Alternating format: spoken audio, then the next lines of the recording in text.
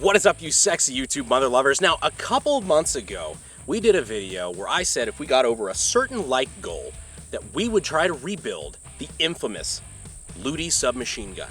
The Ludi, of course, being the improvised 9mm subgun described in the book by, of course, Mr. Ludi, Expedient Homemade Firearms. So promises made, promises kept, we took our own crack at it, and for better or worse, here we are, the Ludi Submachine Gun. The whole idea behind this, as you can clearly see, is that it is something that is able to be made out of easily attainable, just components, hardware, tubing, you know, that sort of thing. We'll get more into Mr. Ludi and, you know, whether or not this is actually a successful design in a bit, but right now, tutti frutti, Ludi shooty.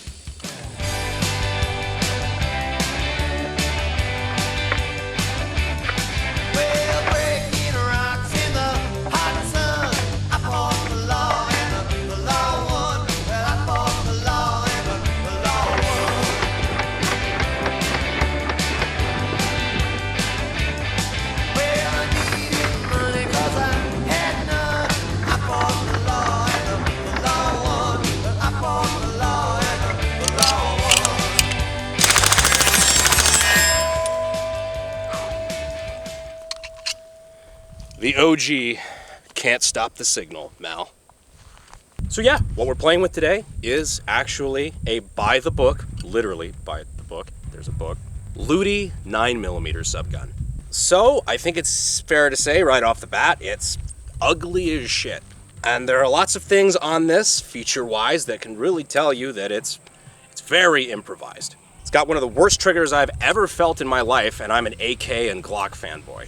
Now, the Ludi, of course, is just a typical 9mm direct blowback subgun, but what's most interesting about this gun is not how it works necessarily, more of why it was designed. Now, in the United States, we have what's called the Second Amendment to the U.S. Constitution. It's about as old as our country, and it basically says, well, it verbatim says, that a well-regulated militia being necessary to the security of a free state, the right of the people to keep and to bear arms shall not be infringed. Basically says, in order to keep us free, we need to be able to keep and bear arms. Arms. A lot of countries, though, aren't necessarily that lucky, and through things we won't talk about, that's starting to show its ugly head in a lot of places. But the country we're going to specifically talk about today is the UK. In the mid-90s, they had a pretty horrific shooting, which, of course, politicians, not letting a good crisis go to waste, immediately blamed guns and basically annihilated what was left of British gun rights, by and large. This did not really sit well with a gentleman by the name of Philip Ludi. Yeah, that's right, Brits. You guys are responsible for this one. At least it probably works better than the L85.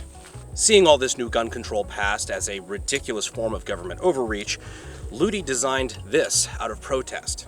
The idea being he was setting out to prove that no matter what, no government will ever fully be able to take weapons away from their citizens, because if worse comes to worst, you can just make your own. So if you agree with Mr. Ludi that gun control is bullshit, go ahead and subscribe. All my homies think that gun control is bullshit. But Ludi even went a step further. Not only did he design this, but he also released and published those designs so that people will always have access to the information that he was able to put together. This didn't sit well with the British government, and if there's several videos out there on the life of Mr. P.A. Ludi, and if there was ever an example of somebody being railroaded by government, this guy was it. Count Dankula has an excellent video on this. I'll go ahead and link that, but first, you gotta keep watching this video. I mean, we gotta talk about the fucking Ludi. Difference between me and Count Dankula is, I've got a Ludi. And if Count Dankula has a Ludi, I hope to God he doesn't say that on the internet. For the love of God, he lives in the UK. So anyhow, I'm gonna go ahead and load up another magazine, and we're gonna talk about some of the pros and cons of the gun. So this that I'm loading up, clearly, is the Ludi mag. Also completely improvised and able to be made out of generic hardware. It looks like it should be a standard capacity 30-round magazine. However, it is not, in fact, because it's actually single stack, because I guess double stack hard, double stack scary. Single stack just means the cartridges aren't staggered, so you get lower magazine capacity, but I guess if you're already kind of cutting it close as far as having a gun that's barely functional, single stack may be for the best. So what are the pros of the Ludi? Well, If you're ever trapped in a hardware store with access to electricity, drill press, and a couple of other things, you know, this is definitely something that you could make. It also is perfectly capable of spitting out 9mm projectiles at lethal velocities. So I guess what I'm getting at is that this is a more or less completely functional submachine gun for short distances that can be improvised. That's about where the good stuff ends. Some of the cons of the Ludi. Well, it has a completely unrifled barrel, which is interesting. And by interesting, I mean that it's going to cap your velocity, and of course you don't get any twist on the projectile, so it's going to start tumbling pretty soon, and just completely butt fucks your accuracy. So that's not great.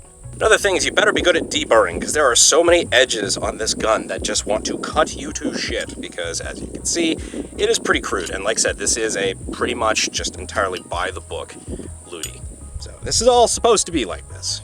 A lot of interesting aesthetics. As I mentioned before, the trigger is complete dog shit. If you guys want to have a Grantham Ghost the Trigger moment with me, it's only on one side too, which is kind of interesting.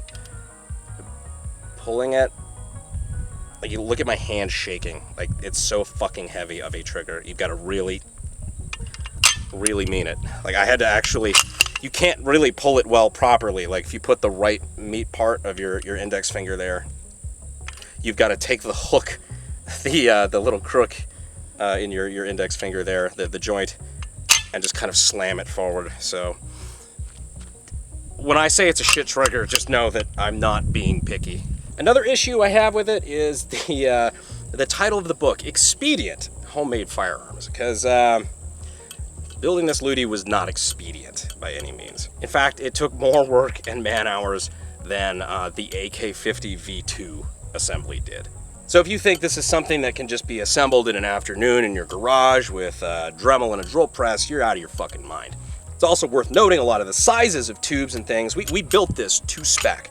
Exactly how the book said to do it, and a lot of the sizes that were mentioned, like the tubing and whatnot, they are not commonly available.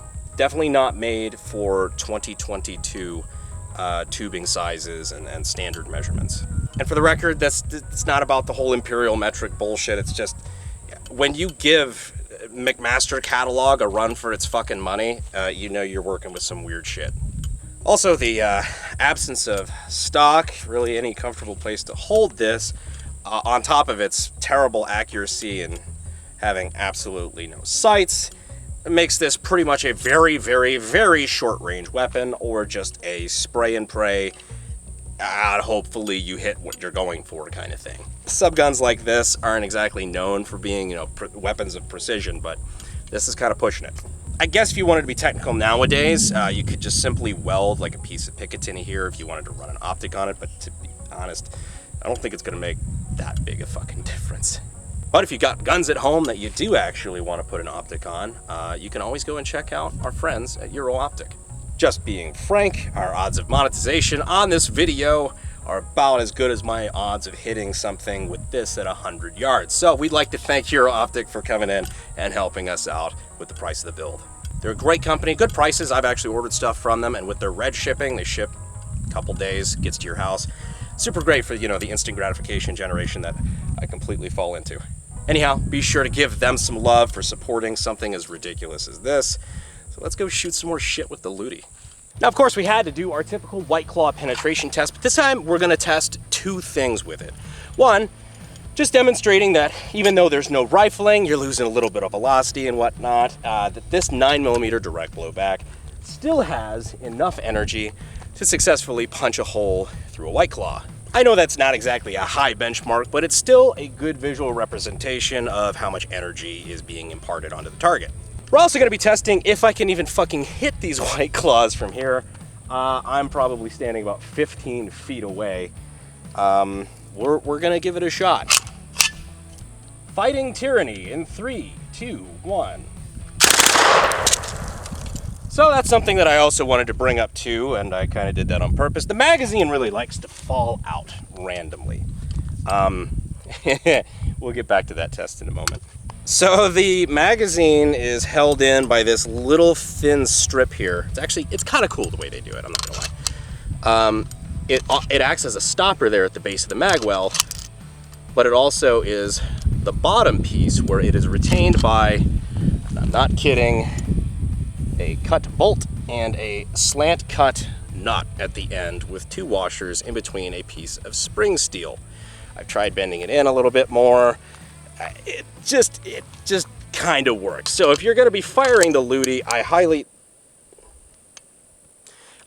suggest that you kind of hold it by the magazine to kind of give it a little bit of help staying in place. So let's go ahead and try that again. Resuming the test in 3, 2, 1. Okay. I hit one. Good thing I have my totally not just freshly reloaded backup magazine. Okay, a little bit better that time.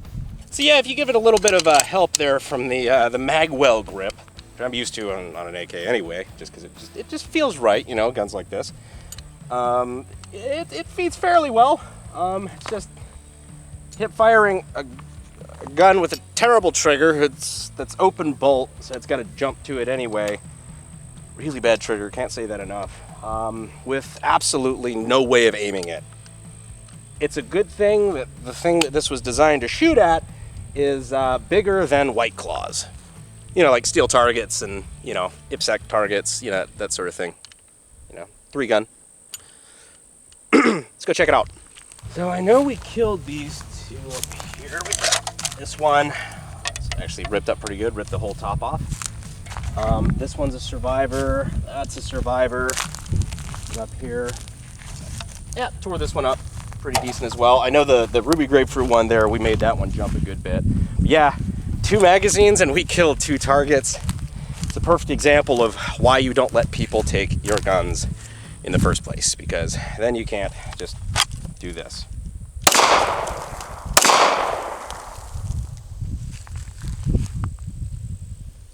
Real gun mo better.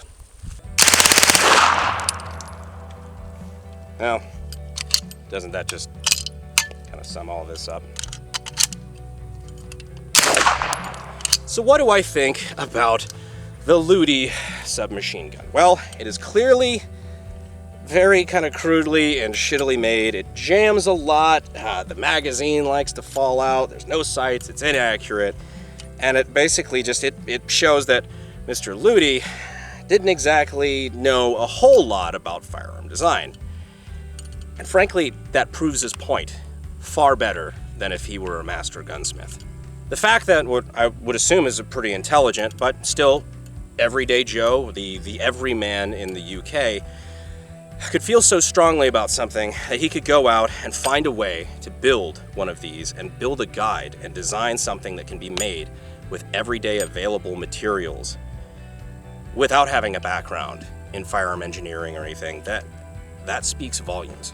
It proves that as long as there are people out there willing to believe in something, willing to innovate, and refuse to give up their God-given or otherwise inalienable rights, the right of the people to keep and to bear arms shall not be infringed,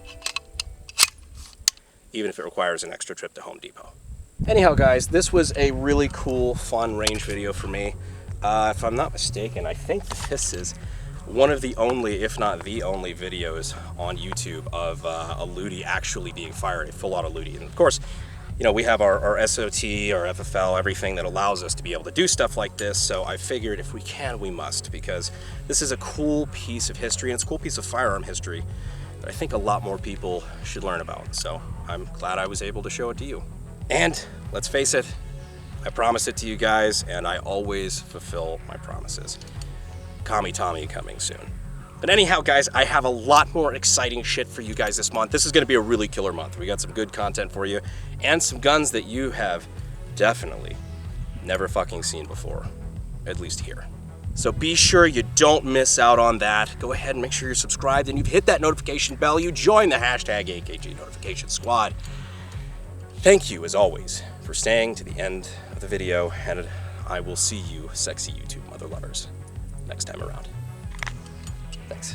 Fuel is my obsession to make the perfect weapon, like Rasputin's rise to the top.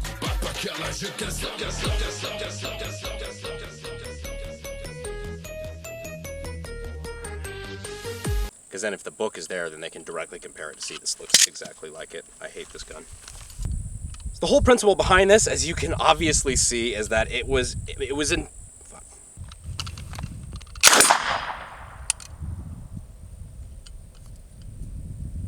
So the most interesting part of this gun isn't really so much how it works as much as why it was made. For me, it was made for views.